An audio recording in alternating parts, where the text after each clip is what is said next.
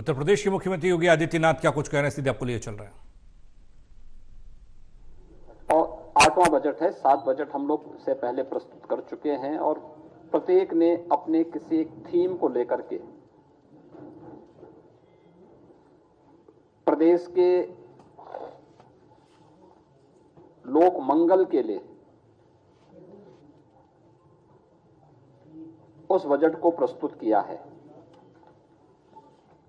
हमारा पहला जो बजट था वह 17-18 का, वह प्रदेश के अन्नदाता किसानों को समर्पित था। 2018-19 का बजट हम लोगों ने प्रदेश के इंफ्रास्ट्रक्चर और इंडस्ट्रियल विकास के लिए, औद्योगिक विकास के लिए हम लोगों ने समर्पित किया था। 2019-20 का हमारा प्रदेश का बजट मातृशक्ति को समर्पित करते हुए, मिशन शक्ति के अभियान को आगे बढ़ाते हुए महिला सशक्तिकरण के लिए हम लोगों ने समर्पित किया था। 2020-21 का बजट प्रदेश के युवा ऊर्जा को समर्पित था। 21-22 का बजट प्रदेश के स्वावलंबन से सशक्तिकरण के इस अभियान को समर्पित था और 22-23 को अंत्योदय से आत्मनिर्भरता का प्रदेश का बजट रहा है। वर्ष 23-24 का बजट हमारी सरकार ने त्वरित एवं सर्वसमावेशी विकास के लिए समर्पित किया। तो आज का जो बजट है, जो हमारे वित्त मंत्री जी ने प्रस्तुत किया है, वह बजट प्रभु श्री राम को समर्पित करते हुए लोक मंगल की उन भावनाओं को समर्पित किया कि यही मह आदि मध्य अवसाना प्रभु प्रतिपाद्य राम भगवाना। तुलसीदास जी के इन शब्दों में कि बजट की शुरुआत में, बजट के मध्य में और अंत में भी प्रभु श्री राम हैं। उनके विचार में, उनके संकल्प में एक एक शब्द में श्री राम हैं, क्योंकि श्री राम लोक मंगल के पर्याय हैं और यह बजट भी लोक मंगल को समर्पित करते हुए प्रदेश के समग्र और संतुलित विकास का उत्तर प्रदेश का एक आर्थिक दस्तावेज है। मैं इसके लिए वित्त मंत्री, अपर मुख्य सचिव वित्त और उनकी पूरी टीम को इस समग्र विकास और समग्र एवं संतुलित विकास की अवधारणा को सार्थक बनाने के उद्देश्य से प्रस्तुत इस बजट के लिए हृदय से बधाई देता हूं। मित्रों, हम सब जानते हैं कि आस्था, अंत्योदय और अर्थव्यवस्था को जो समर्पित हमारा आज का ये बजट है, ये अब तक का उत्तर प्रदेश का सबसे बड़ा बजट है। 7,36,437 करोड़ रुपए का ये बजट, यानी 7 लाख की सीमा को क्रॉस किया है। अगर आप देखेंगे 2023-24 की तुलना में बजट में 6.7% की वृद्धि इसमें की गई है। और अगर आप देखेंगे कि प्रदेश का जो बजट का आकार में जो बढ़ोतरी हुई है, यह बजट प्रदेश की अर्थव्यवस्था को विस्तार देने की डबल इंजन सरकार की जो प्रतिबद्धता है, आदरणीय प्रधानमंत्री जी का जो विजन है, उनके उस विजन को सबका साथ, सबका विश्वास, सबका विकास और सबका प्रयास, इन सब को समर्पित करते हुए डबल इंजन सरकार की प्रतिबद्धता को भी यह प्रस्तुत करता है। बजट में जो कुछ चीजें हैं जो हम सब के लिए बहुत महत्वपूर्ण और मायने रखती है, वह है कि पहली बार 2,03,782 करोड़ 38 लाख रुपए कैपिटल एक्सपेंडिचर के लिए बजट में प्रावधान किया गया है। यानी यह इस बात को प्रदर्शित करता है कि इंफ्रास्ट्रक्चर पे जब पैसा खर्च होगा तो वह रोजगार का सृजन भी करेगा और अर्थव्यवस्था को उतनी ही सुदृढ़ भी करेगा।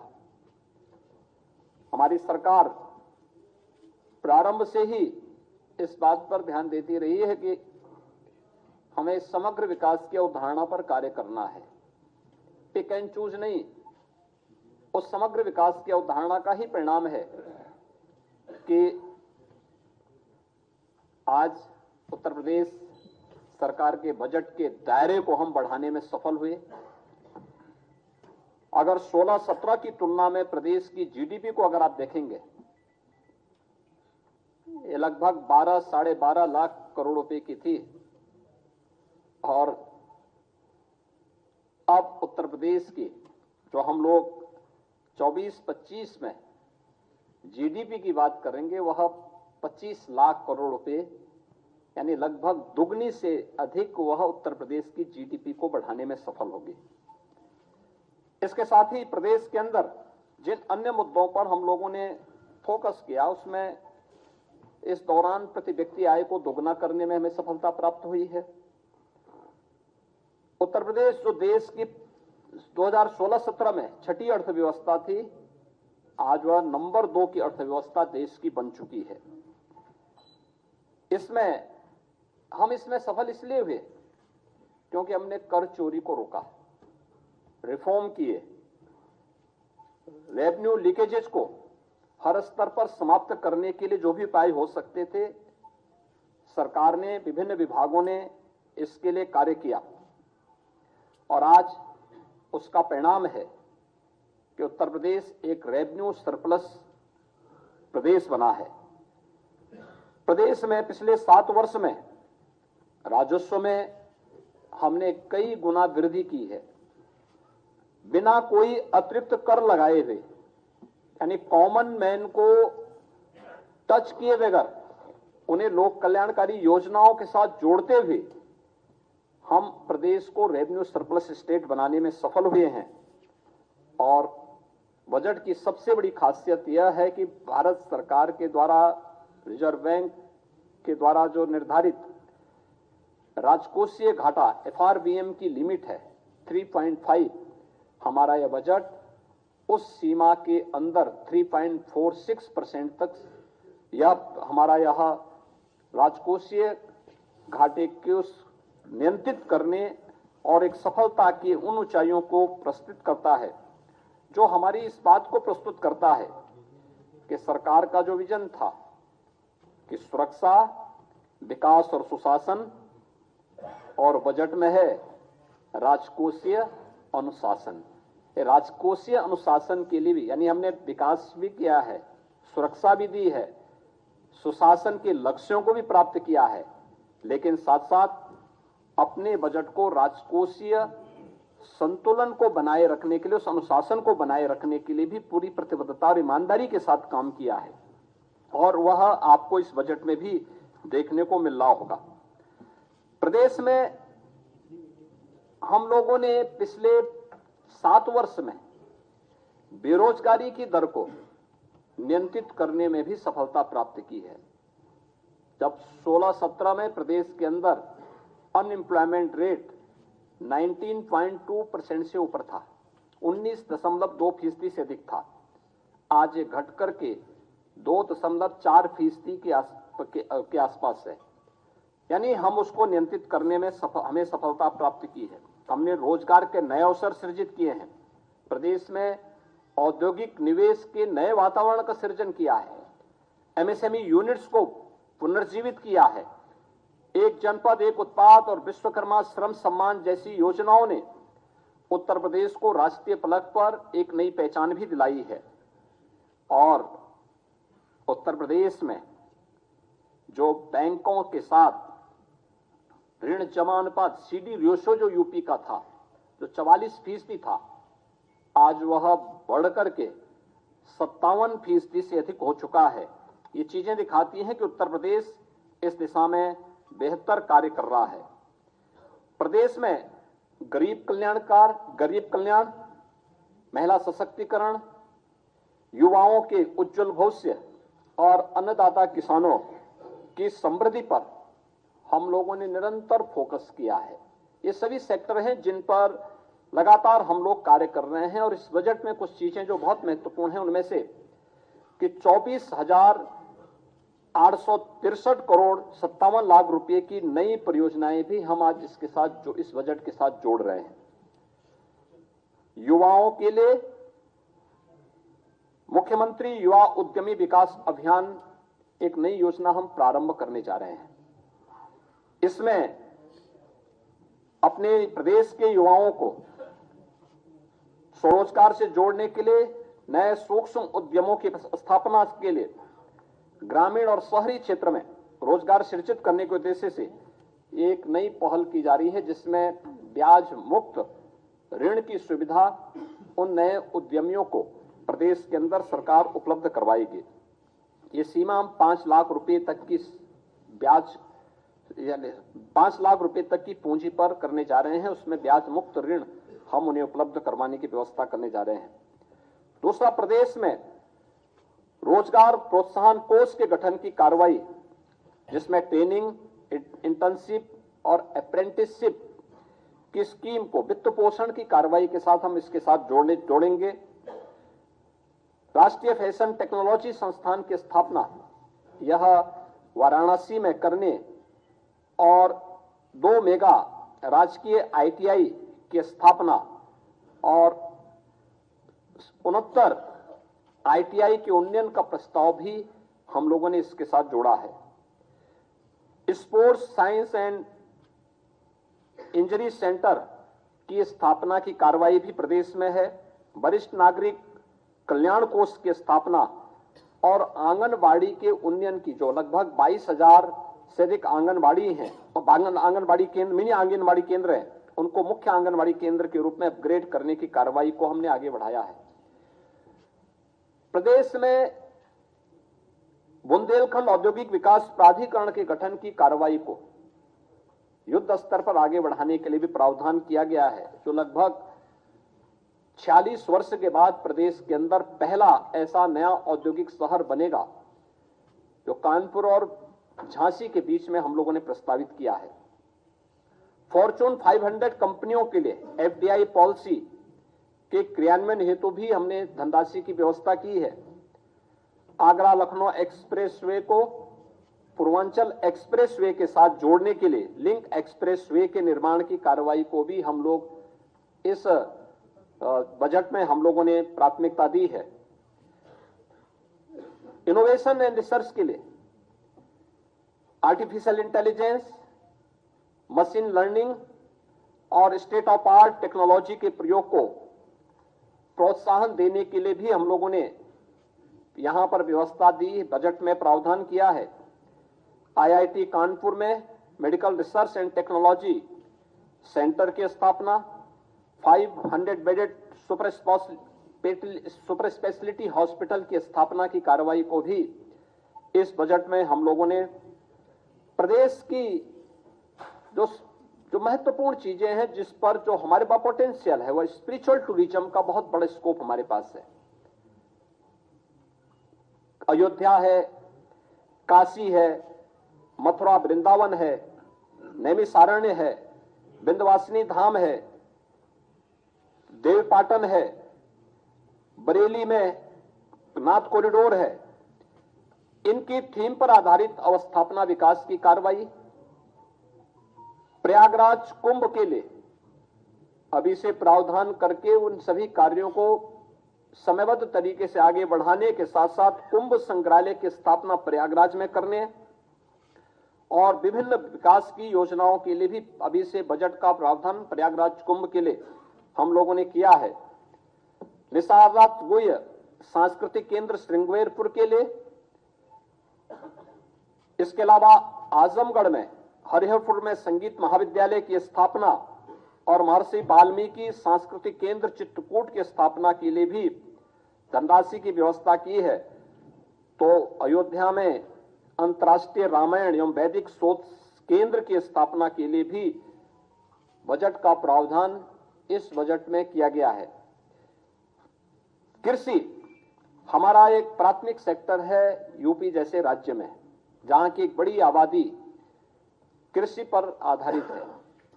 इसमें अन्नदाता किसानों के लिए हम लोगों ने मुख्यमंत्री खेत सुरक्षा योजना प्रस्तावित की है। प्रदेश में राज्य कृषि विकास योजना प्रस्तावित की गई है, इसके लिए भी धनराशि की व्यवस्था की गई है। प्रदेश के अंदर जो हमारे लगभग जो प्रदेश के अंदर निजी नलकूप हैं, उनसे जुड़े हुए किसानों को हम लोग बिजली उपलब्ध करवा सकें, इसके लिए निःशुल्क विद्युत आपूर्ति के लिए भी धनराशि का प्रावधान हमने बजट में किया हुआ है। और उत्तर प्रदेश की खेती को ग्लोबल वार्मिंग से भी उनकी पैदावार में प्रभाव न्यूनतम किया जा सके, इसके लिए automatic weather station, automatic rain gauge की स्थापना के लिए भी हर ग्राम पंचायत में स्थापित करने के लिए हम लोगों ने बजट का प्रावधान किया है, जो खेती किसानी के लिए, बागवानी के लिए, किसानों के लिए अत्यंत उपयोगी साबित होगा। वह भी हम इसके साथ करने जा रहे हैं।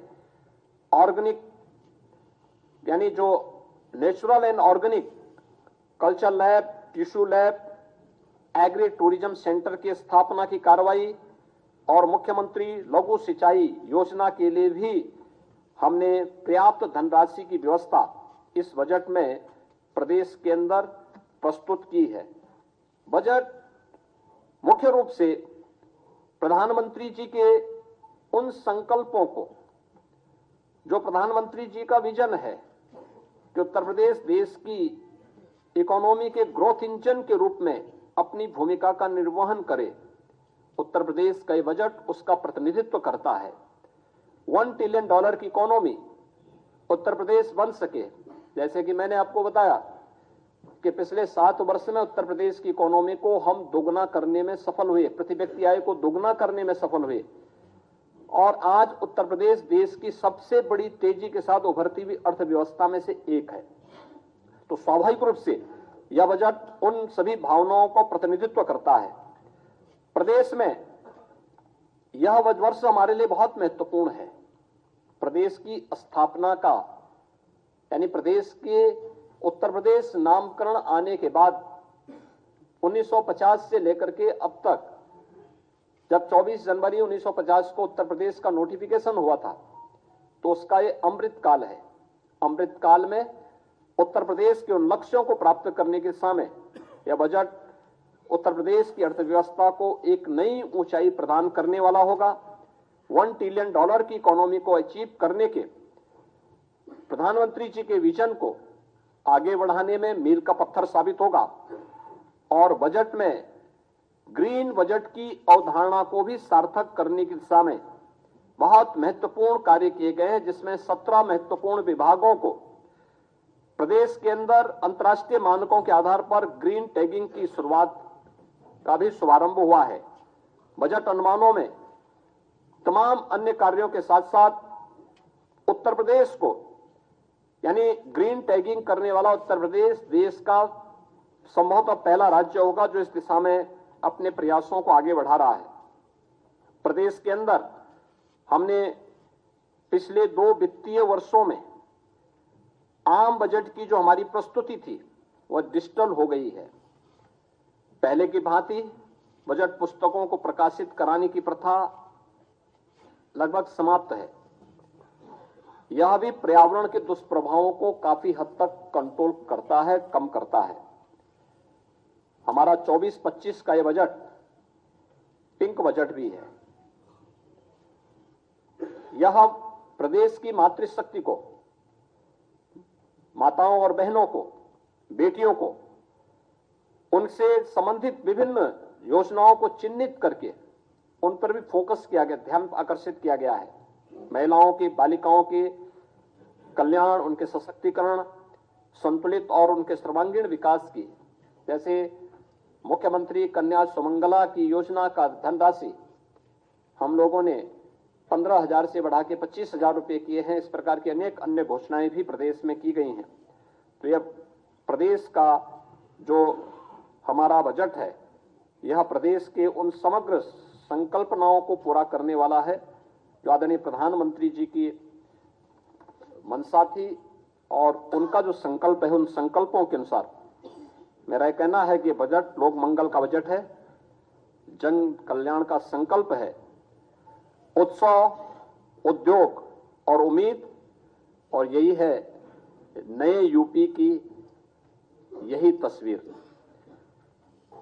बजट के लिए मैं वित्त मंत्री श्री सुरेश खन्ना जी को, अपर मुख्य सचिव वित्त और उनकी पूरी टीम को लोक मंगल के लिए समर्पित इस संतुलित और समग्र विकास की अवधारणा पर आधारित बजट के लिए हृदय से बधाई देता हूं। उत्तर प्रदेश वासियों को भी इस बजट के लिए, जो उनके समग्र और संतुलित विकास में और उत्तर प्रदेश को देश की एक बड़ी अर्थव्यवस्था के रूप में स्थापित करने में निर्णायक भूमिका का निर्वहन करेगा, इसके लिए हृदय से बधाई देते हुए अपनी शुभकामनाएं देता हूं। धन्यवाद। जय हिंद।